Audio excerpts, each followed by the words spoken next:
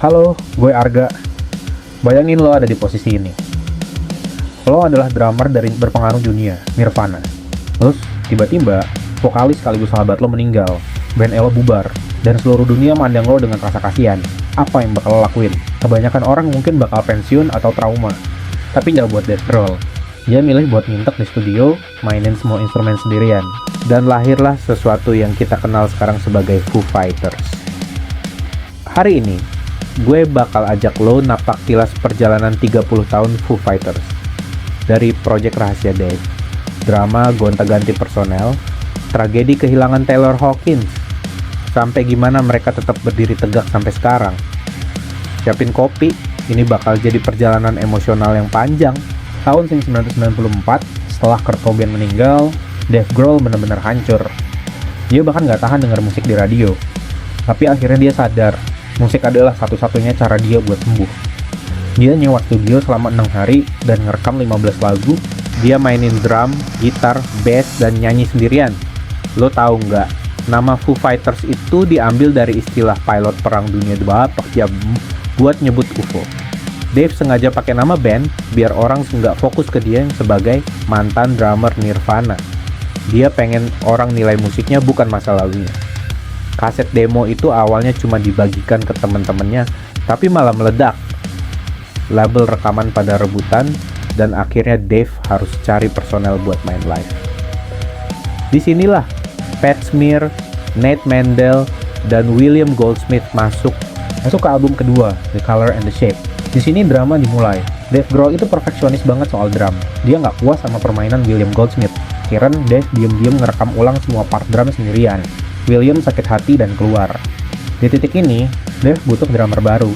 Dia nelpon temennya Taylor Hawkins yang saat itu lagi jadi drummer Alanis Morissette. Dave nanya, "Lo tahu nggak siapa yang cocok jadi drummer gua?" Taylor malah jawab, "Gue lah." Hubungan Dave dan Taylor itu bukan cuma sekadar rekan band. Mereka itu soulmate. Kehadiran Taylor bikin energi Foo Fighters naik 1000%. Di era ini juga lahir lagu Everlong. Lagu yang menurut banyak orang adalah lagu rock terbaik sepanjang masa.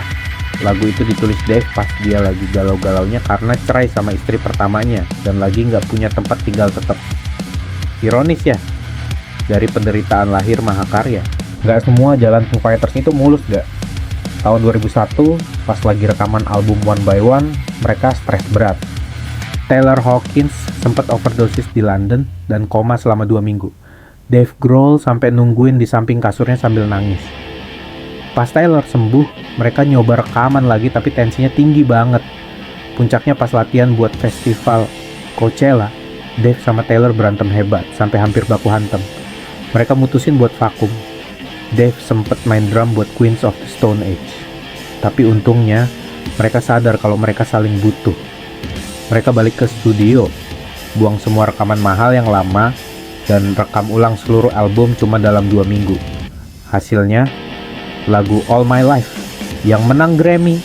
Oke, kita masuk ke segmen fakta gila yang bikin Elon makin ngefans sama band ini. Yang pertama, kaki patah.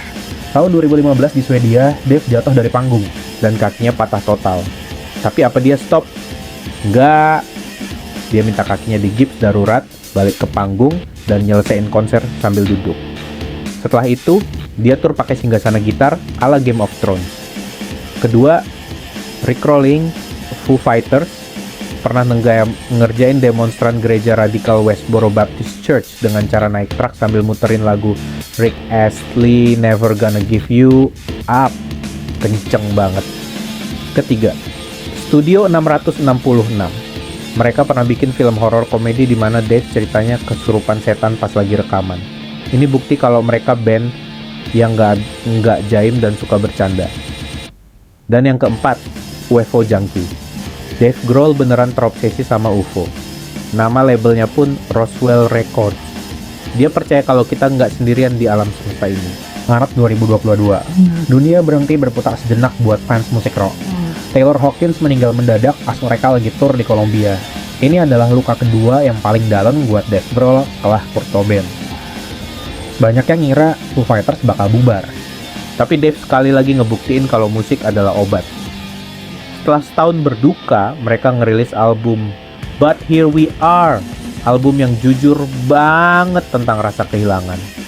Mereka ngenalin Josh Freese sebagai drummer baru, seorang veteran yang emang udah teman lama mereka.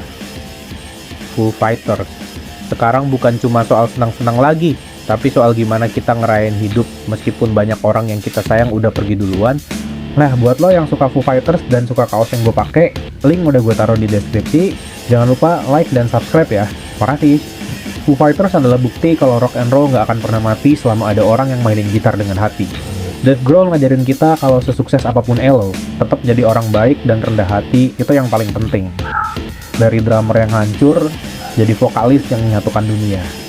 So, lagu Foo Fighters mana yang jadi penyelamat Elo pas lagi di titik terendah? Best of You, Times Like This, atau Walk? Tulis di kolom komentar ya. Terima kasih udah menonton sampai habis. Gue Arga, cabut dulu. Stay loud, jangan lupa, there goes my hero, dan sampai jumpa di video berikutnya. Ciao!